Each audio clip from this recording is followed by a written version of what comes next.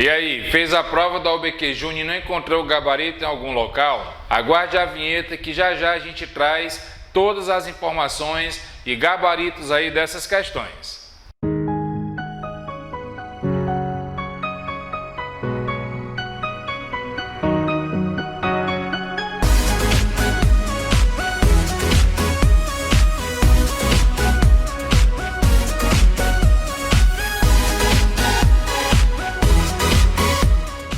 Olá, tudo bem? Seja bem-vindo a mais um vídeo aqui no canal Ao Encontro da Química. Se você chegou aqui no canal a primeira vez, graças a esse vídeo, a resolução da OBQ Júnior de 2021, saiba que esse canal, além de resoluções de prova como essa, a gente já resolveu aqui a de 2020, agora trazendo a resolução de 2021, o canal também se preocupa em trazer resoluções de vestibulares aí espalhados no Brasil todo, incluindo o nosso Exame Nacional do Ensino Médio. Aqui você encontra também situações do nosso dia a dia que vão ao encontro da química, também traz aí algumas experimentações que você pode estar utilizando em suas aulas de química, beleza? Se não for inscrito, se inscreve aí, é totalmente gratuito e você ainda ajuda o canal a trazer conteúdos como esse. A gente está falando de OBQ Júnior, uma prova, a Olimpíada Brasileira de Química Júnior, aplicada a alunos de 8º e 9º anos, seja ele aí de escola particular ou privada, uma prova que consiste aí de duas fases. A primeira fase trazendo a resolução de 20 questões. Então, para que o vídeo não fique tão extenso, a gente vai estar trazendo aqui a resolução dessa primeira fase em 3 momentos, ok? Esse vídeo que você está assistindo agora é um de 3 vídeos que traz aí a resolução da prova da primeira fase de 2021. Então vou reduzir aqui a tela para a gente começar a resolução das questões. Questão 1. A imagem abaixo apresenta o esquema de funcionamento de um motor automotivo à explosão em 4 tempos. Pergunta: em qual destes tempos ocorre a formação do produto de combustão? Seria no primeiro, no segundo, no terceiro ou no 4º tempo? Vou ampliar aqui a imagem para ficar melhor a leitura. A gente tem que, no primeiro tempo, o pistão desce e ocorre a injeção da mistura entre ar e vapor de gasolina. Até aí não teve nenhuma combustão. No segundo tempo, traz que o pistão sobe comprimindo a mistura. Também não se fala aqui de combustão, a gente já poderia estar descartando as letras A e B. Já no terceiro tempo, a vela de ignição lança uma faísca que causa a explosão da mistura e empurra o pistão para baixo. E no 4º e último tempo, o pistão sobe e libera os gases formados na combustão. A gente até poderia ficar em dúvida realmente entre o terceiro e o 4º, mas aí a gente vai ver o que realmente a questão está trazendo para a gente. Em qual destes tempos ocorre a formação do produto? Não é a liberação, é a formação. Então, nessa situação, embora os gases sejam liberados só no 4º tempo aqui, mas o nosso gabarito, a gente pode estar falando que é a letra C, quando realmente ocorre aí a formação dos gases resultantes aí da combustão. Ok? Então, a primeira questão, a gente traz como um gabarito a nossa letra C. A segunda questão, um experimento fotossintético utilizando uma planta aquática e uma fonte luminosa é ilustrado abaixo. A planta é mantida no interior de um recipiente que contém uma solução aquosa saturada da substância X. Essa substância foi adicionada em excesso à água para se conseguir uma produção constante de CO2. E aí vem a pergunta: que substância X seria essa?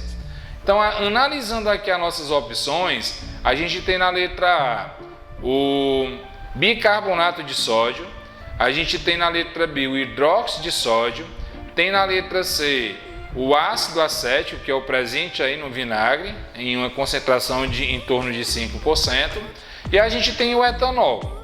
Apesar da letra C e a letra D estarem aqui presente o carbono, né, o álcool e no caso o ácido acético presente no vinagre, quando a gente coloca essas substâncias na água, não vai ter aí uma reação que vá liberar gás carbônico, né? A gente vê aqui no enunciado dizendo que essa substância é adicionada em excesso à água para se conseguir uma produção constante de CO2, que é o gás carbônico. Beleza? Então a letra C e a letra D, apesar de ter carbono, realmente não vai ter essa formação de CO2. O máximo que vai acontecer aí com o vinagre é ele sofrer um processo de ionização e o álcool um processo aí de dissolução mesmo. E a letra A e a letra B, as duas têm em comum um sódio, mas como a ideia é ter a produção desse gás carbônico, não tem como ser aí a nossa letra B. Como é que o NaOH vai produzir o gás carbônico? De onde é que realmente sairia esse átomo de carbono? Então a gente já chega num gabarito que é a letra A, NaHCO3, ok? O bicarbonato de sódio, que é a substância que está presente aí em fermentos, que quando ele é aquecido acaba gerando exatamente o CO2, que é o que fermenta a massa do bolo, a massa do pão. Mas aí eu vou explicar em equação. Você está vendo agora nessa imagem o NaHCO3, que na presença de água sofre esse processo aí de hidrólise do HCO3, né? A solvatação do Na+, tem a separação do Na+, e do HCO3-. Esse H+, junta-se aí com HCO3- para formar o H2CO3, né? Esse H, no caso, é o que está presente também na água.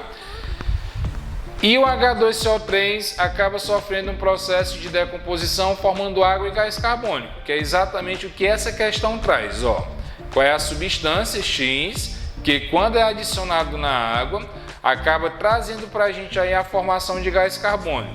Mais uma vez, o nosso gabarito, letra A, bicarbonato de sódio, ok? E aí a gente já pode, né, ir para a questão 3. Observe o resultado da aproximação de uma chama à abertura de um buraco cavado na superfície de um lago congelado. E aí ele pergunta, o fenômeno envolveu a combustão de quem? Mais uma vez, o resultado da aproximação de uma chama à abertura de um buraco cavado na superfície de um lago congelado. Aqui você está vendo uma imagem estática, né? Eu não consegui pegar aqui o GIF dessa imagem, mas na realidade é uma combustão como qualquer uma outra que você vê aí em outros locais, beleza? É uma chama, né? É algo queimando. Quando a questão pergunta qual substância é envolvida nesse fenômeno de combustão, ela traz para a gente aí o metano, o nitrogênio, o gás carbônico e o cloreto de sódio. Primeiro, de baixo para cima, cloreto de sódio, presente aí no nosso sal de cozinha, não é uma substância inflamável. A gente está falando aí de um sal, né, de um composto iônico, um composto sólido, certo? E para ele ser realmente no estado gasoso, né, está no estado gasoso, temperaturas aí de 1430 graus não seria aí o que a gente vê nessa cena, né? Pessoas bem próximas e queimando o possível cloreto de sódio. Então não seria a letra D por isso. A letra C também passa longe. O gás carbônico é uma substância que a gente acaba utilizando para apagar chamas em incêndio. Então a gente já sabe que essa substância ela não seria inflamável. E aí na dúvida a gente tem um metano e tem um gás nitrogênio, certo? Quem conhece o metano sabe que o metano ele é um gás que, apesar de não apresentar cheiro, não apresentar cor, ele acaba sendo bastante perigoso exatamente por causa dessa inflamabilidade que ele apresenta, certo? Mas aí, digamos que eu não soubesse dessa característica, era só ver aí na letra B, o gás nitrogênio é um gás que não apresenta características, né? Não é um gás inflamável. Ele acaba tendo temperaturas, né, para estar aí no estado gasoso, temperaturas baixíssimas. A gente tem até que ter o cuidado exatamente por essa baixa temperatura que ele pode estar causando algum problema quando em contato com alguma parte do nosso corpo, ok? Então, se eu estou procurando dentre essas substâncias alguma que vá realmente sofrer o fenômeno de combustão, essa substância só pode ser aí a nossa letra A, gás metano. Ok? Questão 4. Uma proposta de representação microscópica da estrutura química de determinada substância é apresentada aí ao lado. Este modelo corresponde à estrutura de qual substância? Eu estou falando do diamante, estou falando do ozônio, estou falando da amônia ou do vinagre. E aí, se a gente observar essa estrutura, né, apesar dos átomos não terem cores, mas a gente está vendo aqui, né, a gente acaba colocando cor para ficar mais fácil o estudo, a gente vê átomos de um mesmo tamanho, átomos de uma mesma cor. O que isso aí traz para mim? Que são elementos de um mesmo tipo. A amônia ela é formada por NH3. Não seria uma boa representação para ela essa estrutura. O vinagre, como a gente viu numa questão anterior, tem carbono, tem hidrogênio e tem oxigênio. Também não seria algo para estar representando essa substância. A dúvida seria exatamente diamante ou ozônio. Que o diamante ele é formado por carbono, apenas carbono, e o ozônio formado aí por moléculas triatômicas, moléculas com 3 átomos de oxigênio. Só que a gente está falando de ozônio, que é um gás, e está falando de diamante, que é uma estrutura sólida. Então, essa proposta microscópica que a gente tem aqui, essa estrutura compacta, ela melhor representa o que traz aqui a letra A dessa questão, ok? Então, a gente pode estar falando que este modelo corresponde à estrutura do diamante. Olha aí o raciocínio que eu utilizei. Descartei a letra C e a letra D por não ser substâncias formadas por um único elemento. E aí entre o diamante e o ozônio sendo um gás em condições normais, não apresentaria essa estrutura. Para falar a verdade, as moléculas estariam um pouco afastadas entre elas, e sendo aí o diamante realmente uma estrutura mais compacta, sendo aí a melhor representação dessa nossa questão. Questão 5, trazendo aí uma criação de Stan Lee. Quem curte aí os filmes da Marvel, como eu, por exemplo, sente-se aí atraído por essa questão. O que traz aqui o enunciado? Criado por Stan Lee e sucesso nas composições em quadrinhos e no universo cinematográfico da Marvel, Thor é um personagem que retém a maioria de seus poderes em seu martelo característico, que é o Mjolnir, um utilitário sem o qual o herói se torna menos super. O martelo de Thor exibe propriedades magnéticas, luminosas e térmicas interessantes. A química hipotética por trás dos componentes mais prováveis de seu martelo sugere que a ignição do tório pode ser responsável pela luz branca, brilhante, e pelo calor produzido quando Mjolnir quebra algo. Assim como ocorre com o tório metálico, que se inflama ao reagir com o oxigênio após ser aquecido no ar, além desses componentes, o forte atrito do Mjolnir também produziria o quê? Então, como ele coloca aqui para a gente, né?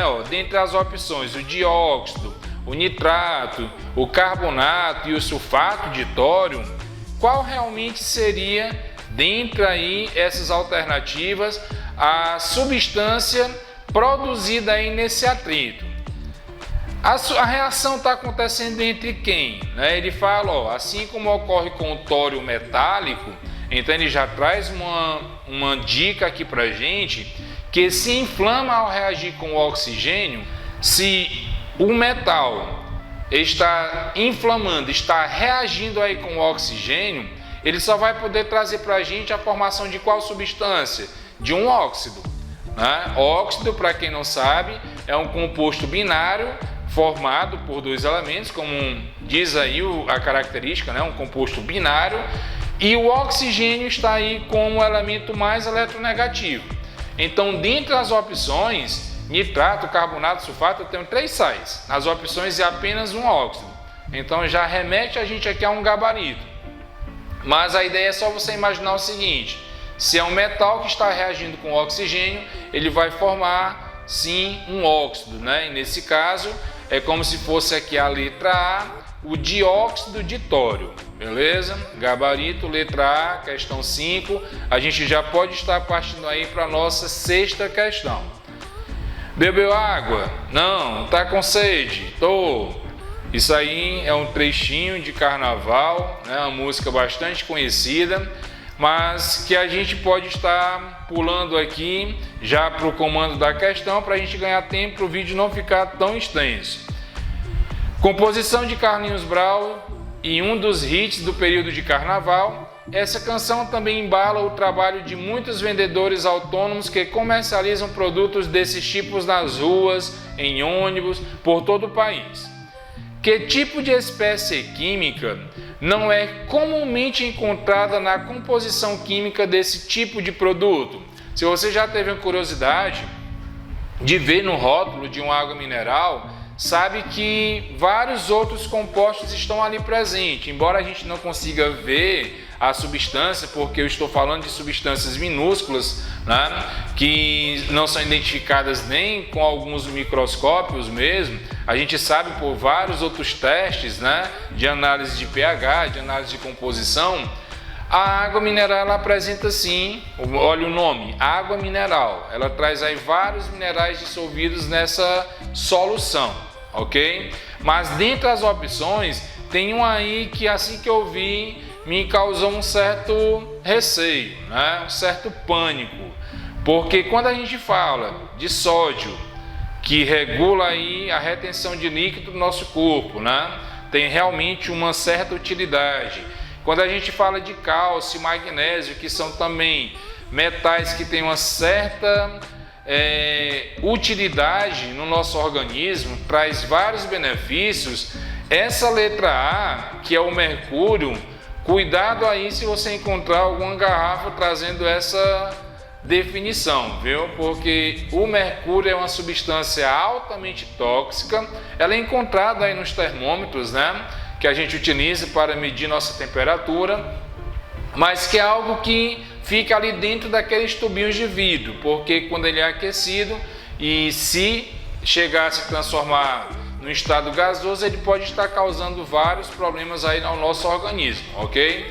Então, se a questão está pedindo aqui qual tipo de espécie química não é comumente encontrada na composição química desse produto, a gente está falando exatamente da letra A. Então, era só brincadeira, não precisa você procurar aí nos rótulos da água, você não vai encontrar a substância mercúrio, exatamente por causa dos malefícios que ele pode estar trazendo para o nosso organismo. Então a gente chega aqui no final desse primeiro vídeo, como eu falei no início, um de 3 vídeos que traz aí a resolução da OBQ Júnior de 2021.